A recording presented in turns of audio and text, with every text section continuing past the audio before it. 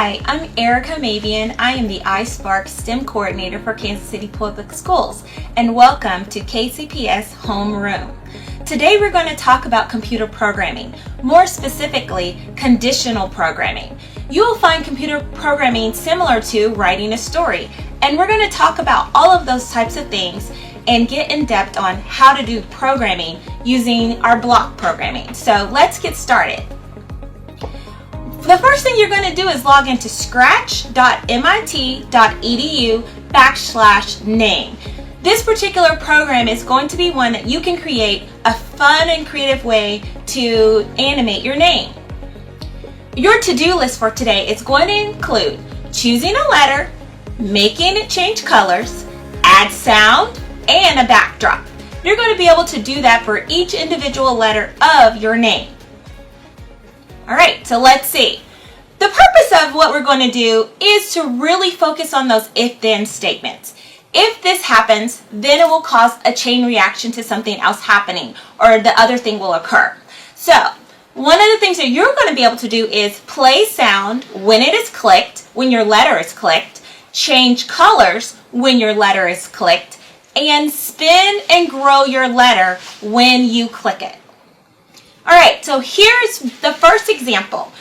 We've chosen the letter Q. For this particular program, we started with the event block. The event block tells us when this sprite is clicked, then it's going to play the sound meow, like a cat. It's going to continue to play meow until it's done for the duration of time that the program is coordinated. So you want to click your event block and choose your sound block. If you'd like to change the sound and you don't prefer a meow, if you click the downspout arrow, there are other options, or you can record your own sound. Okay, so we just finished programming the first letter that we're going to use. Letter Q, we've made that have sound. Let's move on to the next letter. Our next letter is going to be a K. For this particular one, we use when the sprite is clicked, we're going to be able to change the color and the effect by 25. 25 is going to be our variable. The 25, you can change that to whatever number you'd like. Play around with it and decide on how you want to change the number or what you want the number to be. And you can also choose the downspout arrow here in order to have a different option. So first, choose your event block when the sprite is clicked. Then you choose your looks block, change the color by the effect. And the effect is going to be the type of color or the range of the color that you're wanting.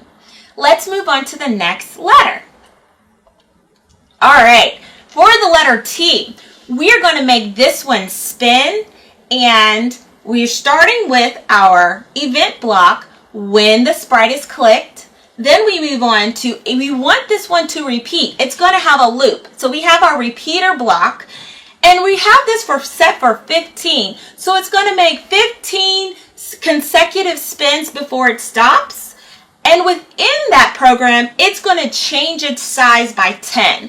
Again, there's that 10 is a variable, so you could change that number. So the first part of our program is going to be when the sprite is clicked, repeat 15 times, change the size by 10. And that's going to go for a consecutive 15. Now let's move on to our second part of that program. Repeat by 15 again. So those are going to match. So they're going to stop at the same time.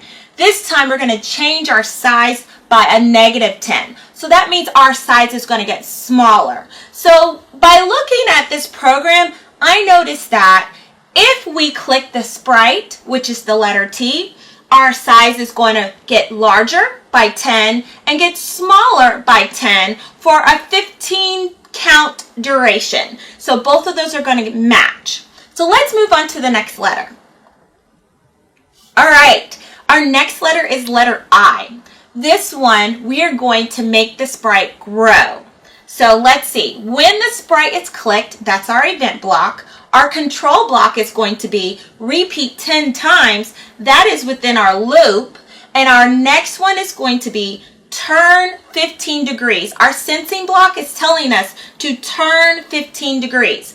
So wait 1 second. So all of those together, that lets me know that when I click the sprite, which is our letter I, it's going to repeat 10 times. Our loop is going to be turn 15 degrees, wait 1 second, turn 15 degrees again, wait 1 second. And it's going to continue that path for a consecutive 10 times. All right, so I want you guys to practice these if-then statements. Pick out your letters and figure out what type of programs that you could make. Tweet out your programs and make sure you tag us at KC Public Schools and use our hashtag KCPublicSchools@Homeroom. All right, let's check out another program. This particular one is going to show us about those if-then statements. If you take a look at the program that I've created, I have a backdrop here, and the backdrop matches the scenery and the actions that are going on in the program. The backdrop that I've chosen is a sea. They're underwater, and appropriately, I've chosen a diver and a shark. And a couple of things also that we have here is the man is talking. So those are all things that I programmed within this particular pattern. So let's take a look at our program. So there's a lot of things going on in our program. When I look at the backdrop, the stage is listed on the right side of the screen. You're able to change that and modify that by choosing this choose backdrop icon, and then you're able to go in and change the backdrop or add some color or even upload a backdrop of your choosing. For our characters or our sprites are listed here in this control box. So in the back of our stage, we're having a shark, and it's already pre-animated, and we also have a diver, and he also has some animation also. So let's take a look at the program that I gave for the diver. I know that this program is for the diver because it has the sprite named diver right in our control box. So I know that that's the one that I'm programming.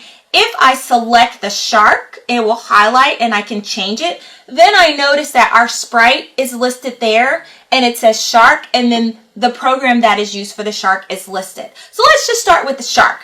So for the shark, I programmed it with starting with our event block when the green flag is clicked. Then I told the program to switch to the underwater. I wanted to make sure that my backdrop was set for underwater because I thought that was the most appropriate way to create our storyline. Next, forever, that means that my loop is not going to stop. But what do I want my loop to do? So within my loop, I programmed it to wait just a little bit of time. So I did 0.1 seconds, move 10 steps. So that shark is going to move 10 steps, stop and wait for 0.1 second. Then he's going to change costumes. That means that he's going to switch colors or switch directions if he bounces to the edge. And that will ensure that my shark stays in my scenery the whole time. So let's take a look at our shark. When he bounces to the edge, he goes right back looking for that diver. And he's going to bounce to the other edge, and he's going to go right back looking for that diver. His actions and his loop, remember we programmed that to forever. So let's take a look at the diver blocks that we programmed. All right, so our program started with when we click the green flag, and then our costume is going to be our diver. So we're able to also change that. So I'm going to click that down arrow so you can see exactly what our options are. So I can have it be diver 1 or diver 2. So I'm going to keep my diver 1 because that's where we were. I have a hide and a show, and it's kind of hidden in our program. So we want to show diver 1, and then here's that loop again. So let's see what our conditions are for our loop. So our loop is going to say repeat forever. We're going to have a continuous motion of that diver. He's going to wait 0.01 seconds and then move 10 steps. So he's going to fly a little bit through the water. And when he touches that edge, he's going to bounce back also. But then there's a little caveat I added to make this program a little bit more interesting. I told it, if you touch the shark, because we know what happens when the shark gets you. The shark is going to get him. And when it does, I programmed it to say, ah! So he's going to say ah for 1 second. So let's take a look at our program and see if he's getting close. If you watch that diver, he's going to keep swimming. That shark's going to keep swimming. And when they collide, just like that, he's going to say ah, and he will disappear. So let's continue on with our program and take a look at what else is going to happen. So here's that loop again. I know it's in the loop because it's in those large brackets, and that's my if-then statement. He says ah, broadcast the message, say it for this long, and then he waits. He's going to disappear, so we have that hide. Wait 3 seconds, come back in a random position, and show himself. So here we are down to the last thing. So after he reappears, he gets to switch to a new diver or the next costume. So if we take a look at that program, we can see that there are a lot of different options for our conditional statement and what we can program our shark and our diver to do. So this is going to be our conditional statements for if then. If the shark runs into the diver, then he's going to say ah, ah, and then he's going to disappear and then reappear as it's programmed. So I really want you to practice out those if-then statements and see how creative you could get. You could have your program be a soccer game, and when that player runs up to that ball, he kicks it. So if the player runs up to the ball, then the ball will roll because the player has kicked it. There are a lot of variations to your if-then statement that you could create just by writing down your program, creating your storyline, deciding on your backdrop and your characters that are going to be involved. So let me show you where you can find all of your programs that you're wanting to use, all of your blocks. The first set of blocks are our motion blocks. They let our characters move in all different types of directions. They keep our characters in motion, and they get to have the position that we program it. The variables, which are all the circle with the numbers inside, we're able to change those. If we click inside that number, we are able to change that variable and make it be whatever we like. There's no wrong or right within your program. Just plug them in, start small, check it out, click the green flag and see how you like it, and then you can continue on with the next program. So these are our motion blocks. They help our sprites or our characters have motion. Then we have our looks blocks. They're purple. A lot of the looks blocks allow our characters to talk. So particular this one, you can have it say hello, but you can change that. If you click inside the box, you can type in the words that you would like for it to say, or if you're so inclined, you could record your own voice and have it in there. You can decide how long you want them to talk by changing the variable of the time in the program. And then down below, there are a lot of other different options. So I suggest playing around with it, plug in some blocks and see what you come up with. Our sound blocks, they're really fun. They're programmed with lots of sounds. You can include some that are already listed or record your own. Your event blocks begin your program. If you notice, my event block in my program was right at the top, and the one that I chose was click the green flag, and that will initiate my program. I can just go over to the green flag on the right and get it started, or if I want to reset my program, I'm clicking the red stop sign. So the event blocks start your program. So you have a lot of different ways. You can do the space bar, or you could click the sprite, or you have a lot of other different things that connect to your program and how you want your program to do and whether the conditions are that you want your program to start. Underneath those event blocks are our control blocks. Our control blocks help us determine how we want things to go. That's your waits. Those are your loops, your forever and repeats. Your if-then conditional statements are in here. So like this particular one, if I do something, then. So the something is another block that we have to add. And that leads us to our sensing blocks. Our sensing blocks are kind of like when you play tag and you notice that someone touched you and you're like, oh, I'm out. Your sensing blocks are like that, and you're able to have different control over what you want it to do. So here are our sensing blocks. We just pop those in our control blocks based on what you would like for it to do. You could change the color. You could have it touch different things depending on your program and how you want it to do. You can even have it ask questions. You could have your characters have a conversation within your program by having them use the sensing blocks, because that will tell your program when this person talks, then the other person can talk. So the last couple of ones that we have are our variables. Our variables help us an opportunity to activate our math, because as you can see here, they have a greater than, less than, some equals, and some other equations. So you get to decide on how you want to use that and how that is applicable to your program.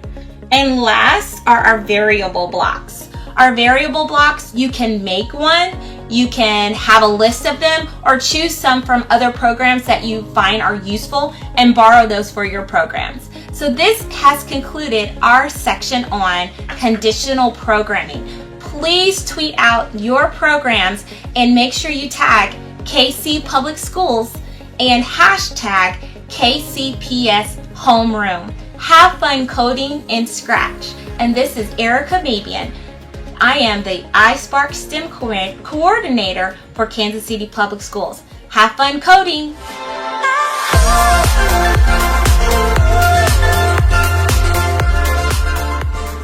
Kindergarten is great at Kansas City Public Schools.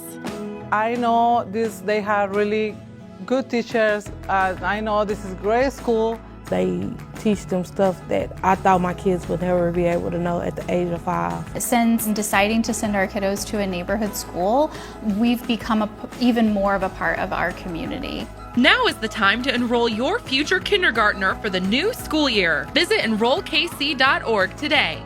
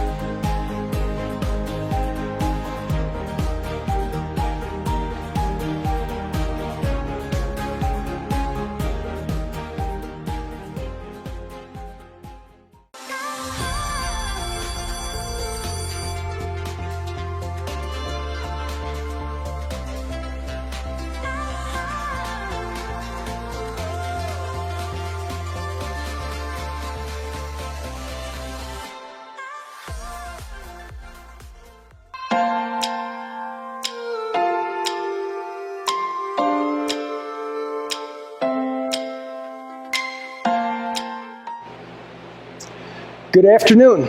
My name is Chef Tom. I'm a culinary instructor here at Manual Career and Training Center at 1215 Truman Road. I'm in the Kansas City, Missouri School District, and today we're going to work through a very simple chicken dinner. We're going to go ahead and marinate this fresh chicken in some olive oil, lemon, garlic, salt, pepper, and rosemary. And to do that, we're going to have to go ahead by filleting this chicken up a little bit. So I'm going to start with that. I'm going to go ahead and get our gloves on.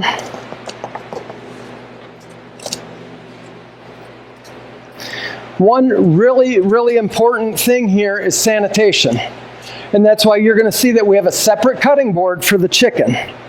Physical separation is very important at every turn.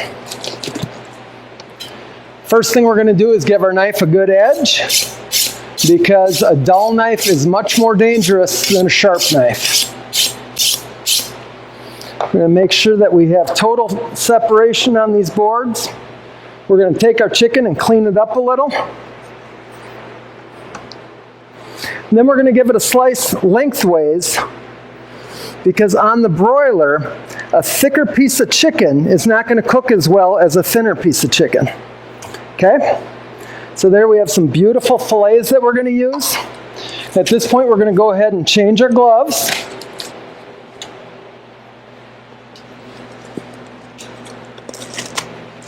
And we're going to make a very quick marinade.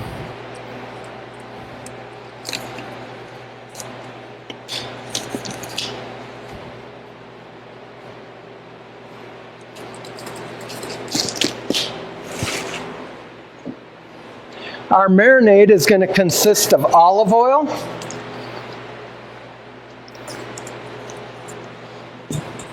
fresh lemon,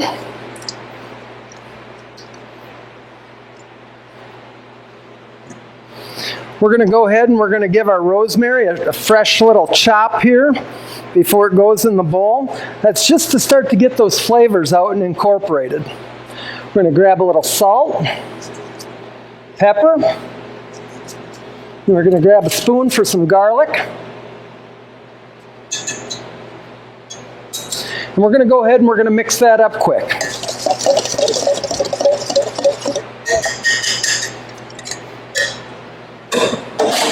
As soon as that's mixed up, we're going to go ahead and we're going to take our chicken breasts. And we're going to go ahead and we're going to put them right in here.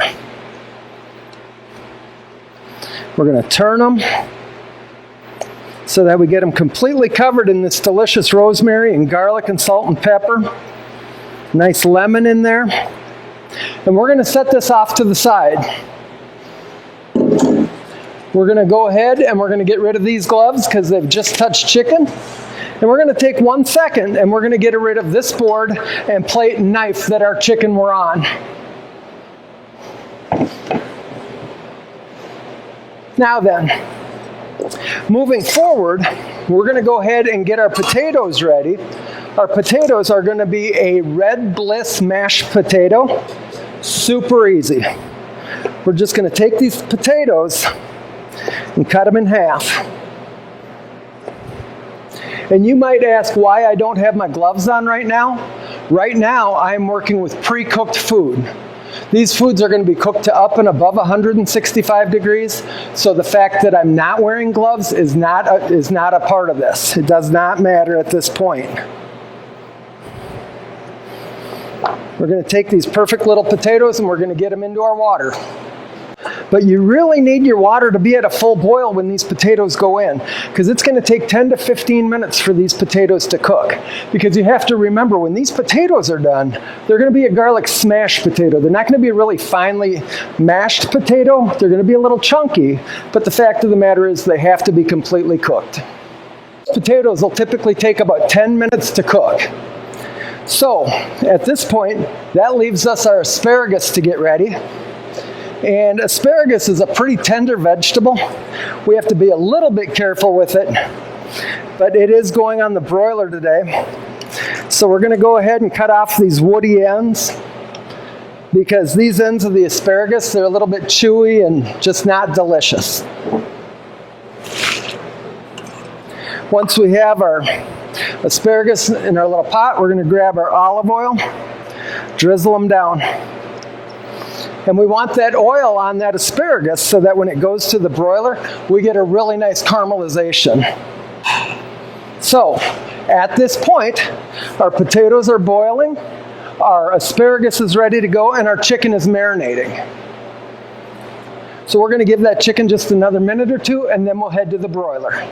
So, after washing our hands again, we're going to go ahead and don some fresh gloves, and we're going to get ready to cook some chicken. Now, me personally, when I'm cooking chicken on the broiler, I like to have crisscross marks on that chicken. And so one of the things we do is when it's about halfway done on the first round, we'll go ahead and we'll turn it 90 degrees. Now this chicken looks beautiful.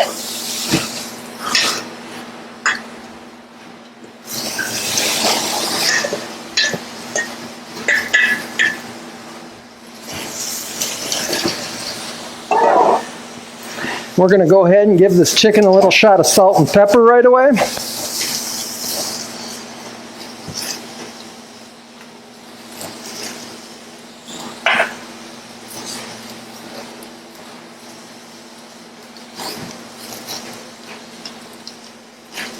Beautiful.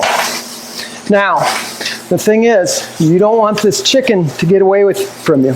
With this much fire going on, it'll be real easy for this chicken to get away. So, we're going to very quickly take and make that 90-degree turn on each of these chicken breasts. And now we're going to give this chicken about 45 seconds to a minute to go ahead and cook. And while that's happening, we're going to run over and grab our asparagus.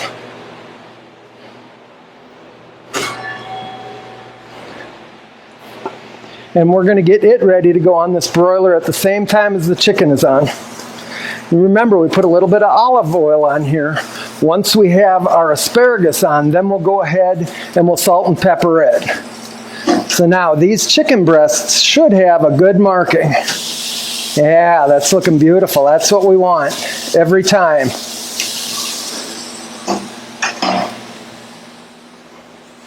Now we're going to go ahead with the spatula.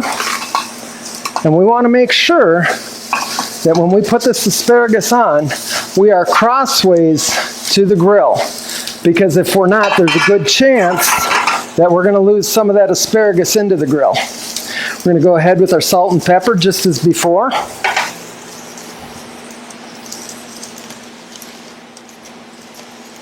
Never be afraid to season your vegetables. Vegetables are delicious, but they're so much better with a little bit of seasoning.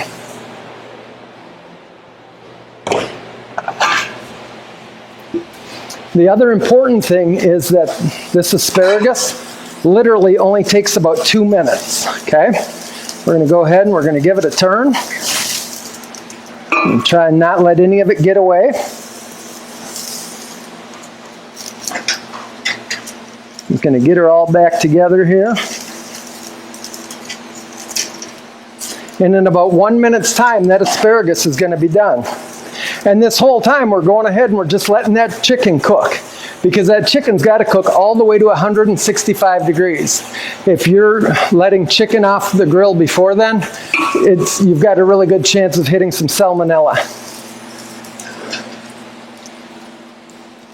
We're going to give our chicken one more turn this way. Another 90 degrees here.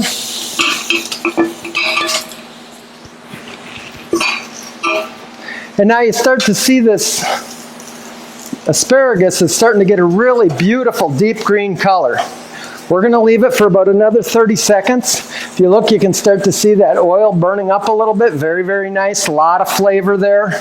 This is a little bit of an older broiler, so there's a lot of char flavor to it. Give it about 10 quick seconds, and we're going to go ahead and get that asparagus off of there. You know, we may be doing better with our tongs on this. There we go. So I'm going to run over and grab our thermometers so that we can start to check this chicken because we should be getting very close.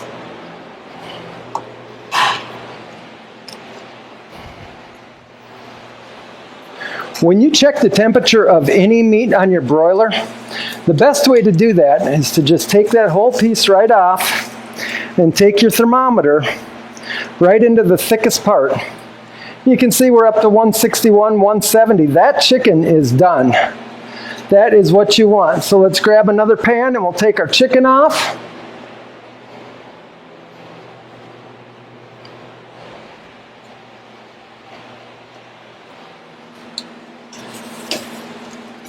Looks delicious. This is really some of my favorite chicken in the world.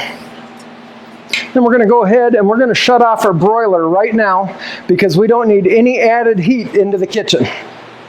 So at this point, with our chicken and our asparagus done, we're going to get ready to drain these potatoes and we're going to smash them. We're going to go ahead and add a little bit of garlic and butter and salt and pepper, and we're going to hit them with our masher. Super easy, nothing intimidating about it. But you're going to come out with something that people think you are a magician. Really a cool thing. One of the first things we're going to do, though, is we're going to go ahead and we're going to chop up a little bit of parsley for these potatoes. And one other thing that we have to do yet is we have to go ahead and cut up our lemon for our garnish on our chicken. Because every single thing you do should have a garnish. You know, it's important that you make your food as presentable as possible. Here we've gone ahead and we've done up our parsley. We're going to give our knife a quick little wipe. Then we're going to get this here lemon.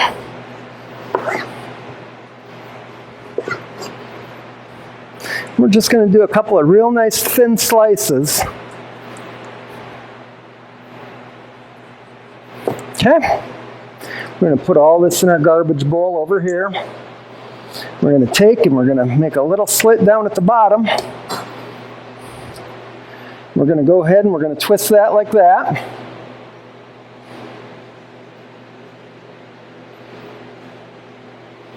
And now we're going to go ahead and drain these potatoes.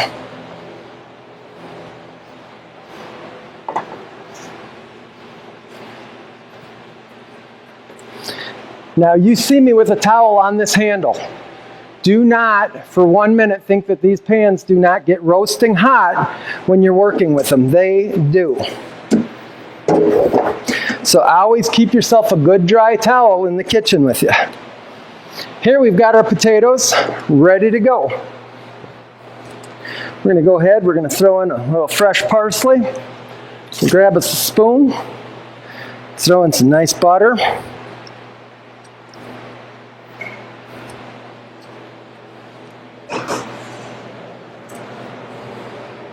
Got to have a little salt and pepper.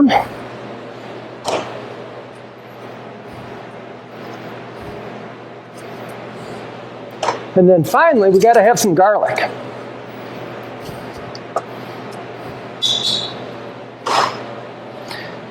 We're going to take our potato masher.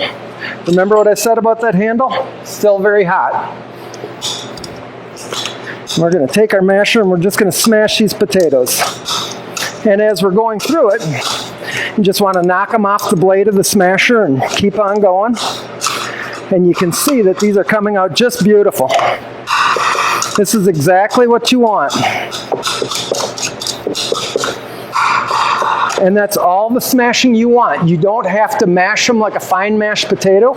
We just have to give them a little smashing. And guess what? It's time to go ahead and plate up this delicious meal. We're going to start with our smashed potatoes.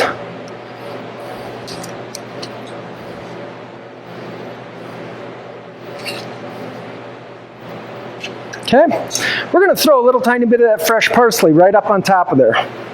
Make it look beautiful.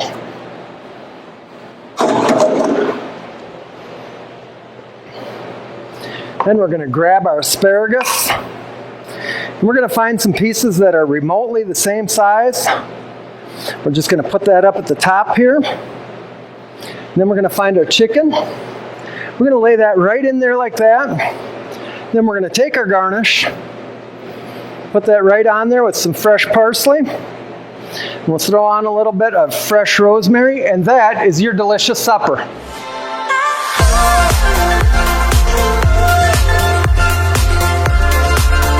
I chose manual because it's challenging and fun and it can help me with college. I chose manual because I wanted to get a jump start in my career with culinary arts. I chose manual to acquire skills I'd use in real life. I chose manual because I want to be an ER doctor and be an EMT is my first step.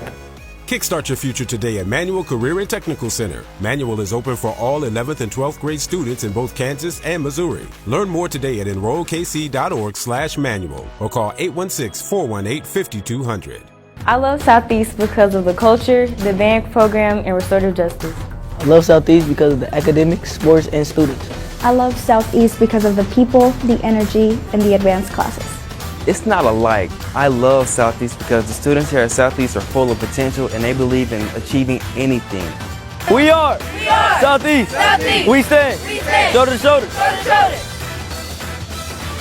Join the Southeast family. Enroll today.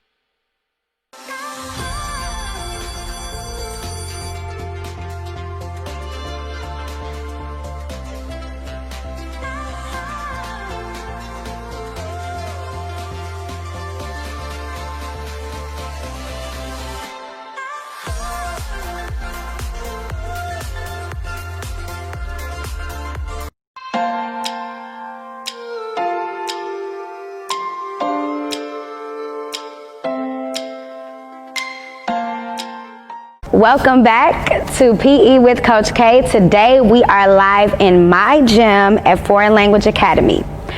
So for today's segment, we're going to dive deep into our PE, physical education, knowledge and terms. One of the fundamental movements that we're going to focus on today is locomotor movements. What are locomotor movements? Locomotor movements are movements where you travel from one place to another. So for our activities today, you are going to need 3 mats. You can have, I have mats, locomotor mats, or you can use 3 pieces of paper. And you can find 3 pieces of paper at home. I have construction paper, or you can just use regular white paper. And you want to spread them out, just like how I have down here. You want to make sure that they have some space in between each paper. So the 3 locomotor movements that we're going to focus on today are jumping, we're going to focus on running, and we're going to focus on walking. So when you think of traveling from one place to another, when you think about running, you can visualize a basketball game where you have players running from one end of the basketball court to the other end, meaning they are traveling from one place to another. When you look at jumping, I think about Kobe Bryant, rest in peace, where he goes from the ground to by the net when he dunks. He's jumping from one and traveling to another place, which is up towards where the net is. And walking, we walk from class to class if we were in school, or we'll walk in the mall, we'll take a walk on a trail, but we're traveling from one place to another. So we're going to focus on those 3 locomotor movements. Remember, locomotor movements is where you travel from one place to another. So when we do jumping, actually we're going to start with running. That way we can kind of warm up our bodies a little bit. So the first activity that we're going to do, I'm going to demonstrate 3 of them, and then we're going to do it together. So when we do running, you are going to do a figure 8. I'm just going to walk through it, but we're actually going to be running through it. So you're going through the paper, out, through, and out. So the goal is to not touch the paper on the floor at all. So I'm going to run. Let me demonstrate. You're going to run through. You're doing like a figure 8. Turn back around, and you do it again. Now, we're going to do 30 seconds of this running figure 8 through our papers. So when you run, through 1, through 2, I want you to touch the floor or whatever is nearby, and then you'll turn around and go back and touch the floor. So we're going to see how many times can you go down and back in 30 seconds. That's our running portion. Going into jumping, when we jump, there's 2 different ways you can jump. We're going to make sure it's still. The goal is to not touch the papers on the floor. So when you jump, you can jump going forward. Make sure you are jumping in that open spot between the 2 pieces of paper. Turn back around, or you can jump sideways and turn back around. Now you're going to see how many times you can do it down and back in 30 seconds. And our last one, which will give us a nice little cool down, is just walking. You can kind of think of it as you're doing musical chairs where you're just walking around the chairs. You're going to see how many full circles can you make in 30 minutes. That will let our heart rate go down. We will use that as our cool down as we end our segment for today. So let's go ahead and get started. If you need to pause to put your paper down on the floor, line it up, make sure you have enough space so you're not running into anything or tripping over anything. So we're going to start with our running portion. 30 seconds. How many times can you run down and back doing your figure 8? We're going to start in 3, 2, 1. Let's go. Make sure you touch the floor and go back. Keep going. Breathe. Come on, we almost there. 10 more seconds. 5, 4, 3, 2, 1. So I hope you counted while you were running back and forth. I forgot to count. But I want you to remember your number, write it down, put it in your phone, put it in your notes, wherever you place any information at, remember it. And that way, to improve, you can challenge yourself to do it another day. Maybe you can do it for a longer period of time, and to challenge yourself to see if you can get higher than what you did today. So we're gonna take a breath before we go into our jumps, because today we're focusing on running, jumping, and walking. We did running, one of the locomotor movements. Now we're going to jump. We're gonna see how many times we can go down and back in 30 seconds. So catch your breath. We got 5 seconds, 4, 3, 2, 1. And then turn back around and do it again. Try not to touch the papers on the floor. We got 10 more seconds.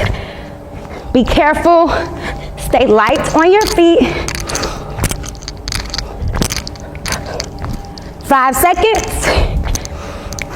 3, 2, 1.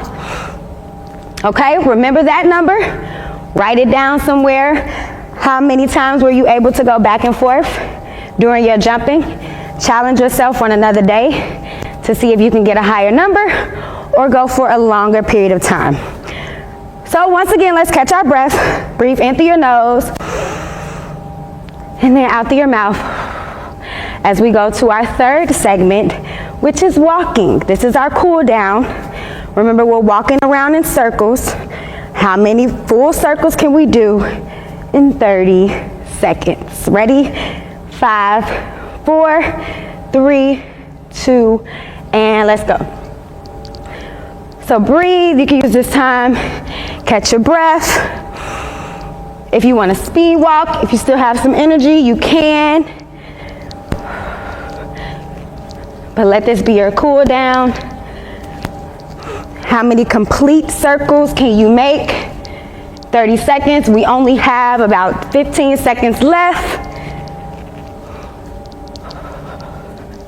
Breathe in through your nose and out through your mouth. 10, 9, 8, 7, 6, 5, 4, 3, 2, and 1. And you can also write that number down. How many were you able to complete? Challenge yourself to get a higher number or walk for a long period of time. So as we bring this to an end, what I want you to do at home is I want you to choose one of the 3 locomotor movements we did today. And what were those? Running, jumping, and walking. You're gonna choose one of those and you're gonna use it. You can do it with a friend, you can do it by yourself, but I want you to pick one of those and I want you to perform it for 2 minutes.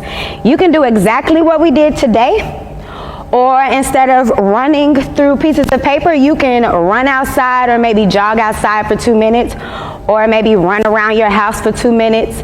Instead of walking around a circle, maybe you can walk through your house or walk a long distance from your house to the store, whatever you can do. And instead of jumping through the pieces of paper, maybe you have a rope at home and you can jump rope for 2 minutes. But I want you to challenge yourself to choose one of the locomotive movements to do for 2 minutes. Now you can up it 3 minutes another day, go maybe 3 minutes and 30 seconds, whatever you do to help improve your ability in doing locomotive movements. So as a review, before we end and we leave, we want to make sure that we remember what we learned during this segment. One of the fundamental movements that we went over today is locomotor movements, where you are traveling from one place to another. 3 of those locomotor movements that we covered are jumping, walking, and running, because we are traveling from one place to another. So I just want to remind you to challenge yourself at home with a friend, maybe make it a competition. That way you can improve your skills and movement in locomotor movements. And I hope to see you next week.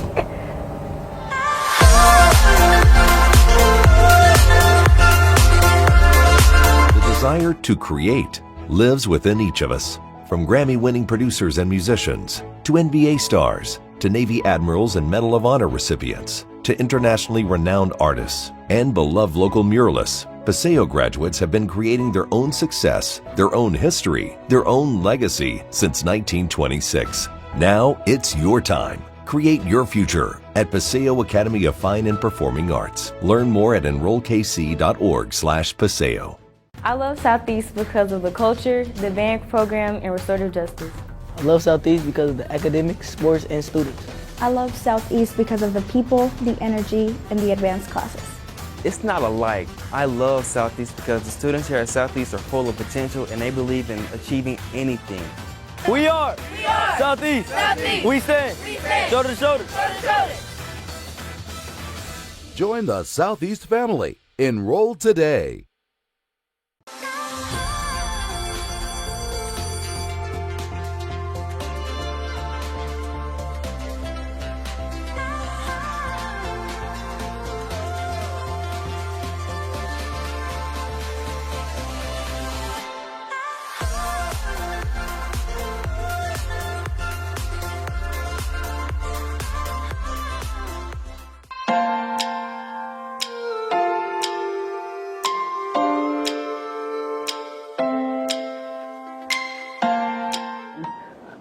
Hello everyone, this is Amber Underwood and I'm here representing the Kansas City Public School District, and I'm so excited to be here. And I'm also representing my school, Central Middle School Warhawks.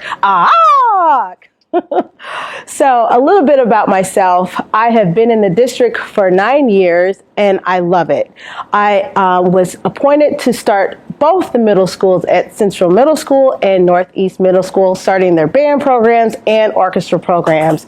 And so now I'm here to talk to you guys about music, beginning band, how to play an instrument, how to get a great sound on your instrument. And so I wanted to focus on my personal favorite instrument, the flute. So a little bit about my background and my playing is that I started playing the flute in the 5th grade. And I wouldn't say it was my first love, but it took some work and then it became my love. I got my master's. I have 2 masters actually, from the University of Missouri, Kansas City and Pittsburgh State University, all in music because this is always what I wanted to do. So, and I'm here with you guys showing you and expressing my passion through music and teaching. So let's talk about what we're going to let's talk about what we're going to do today. So I have 3 students that's going to demonstrate the beginner level, the intermediate level, and the advanced level.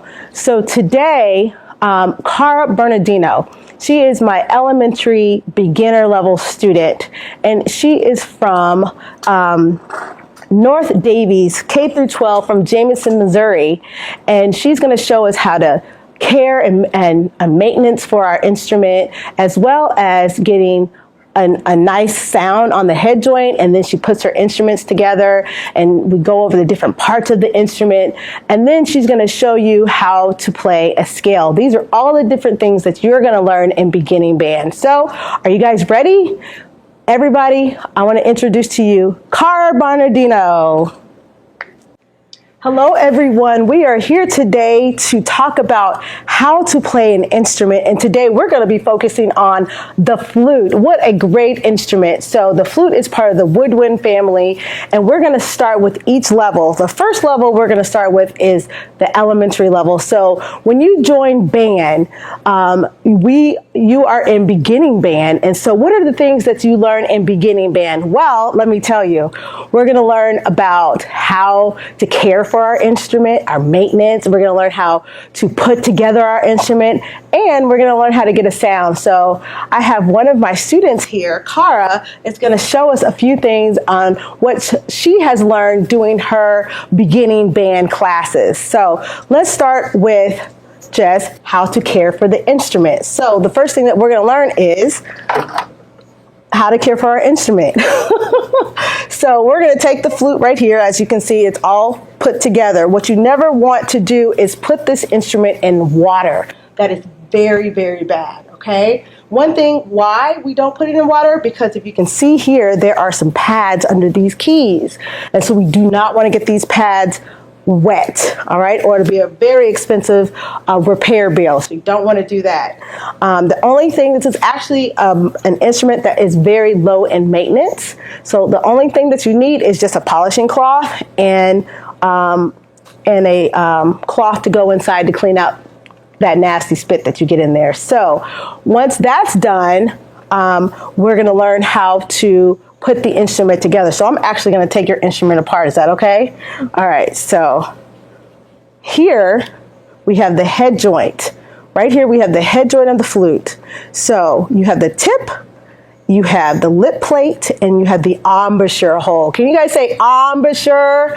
It's a really fancy word that we like to say. And so this is how you form the lips on the lip plate, and we call it the embouchure. All right. So this is a very important piece. So I'm gonna let you hold that. Here you have the body of the instrument, the main part of the instrument, the body of the instrument, and then you have the foot joint. So it's 3 pieces of the flute. So I'm gonna have Cara put together her instrument, and one of the things that she's going to pay real close attention to is that every time we put a piece together, we're making sure that we're holding it by the neck of the instrument and we're using a twisting motion to put our flute together. So Cara, can you show us how to do that?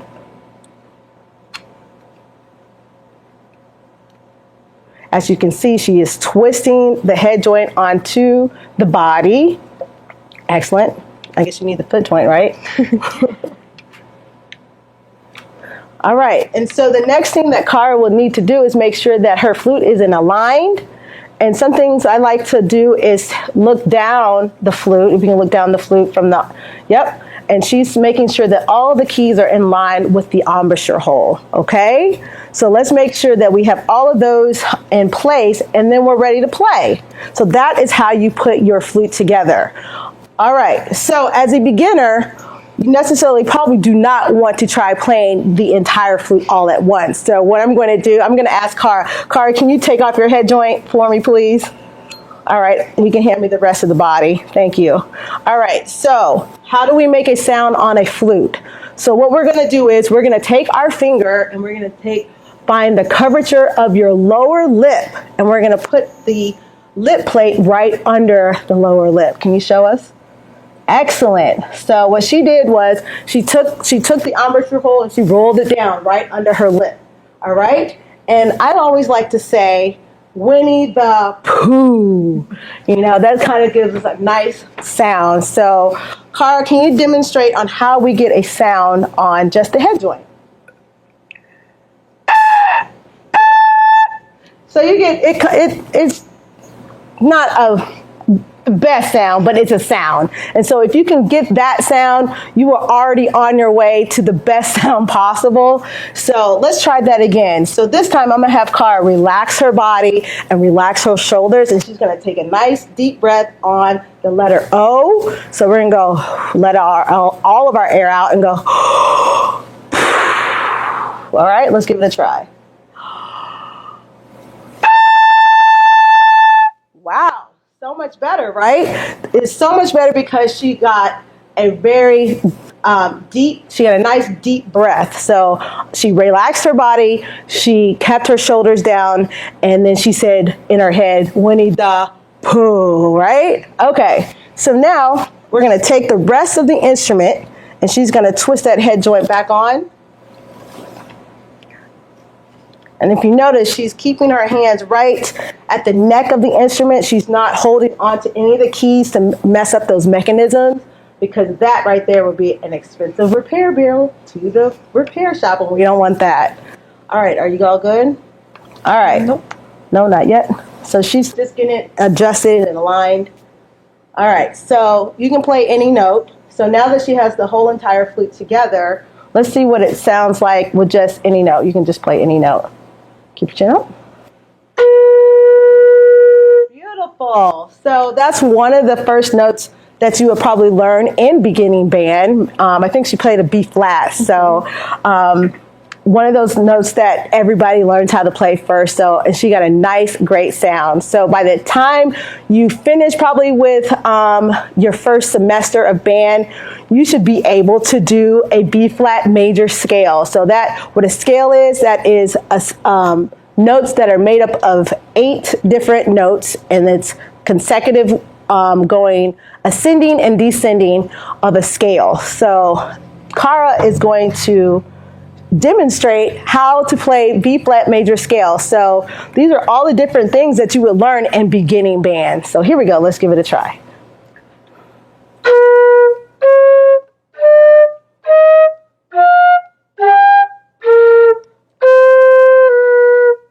Good, come on down, let's go down the scale.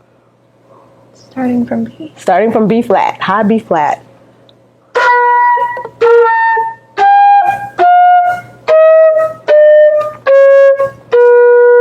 Excellent. Good job.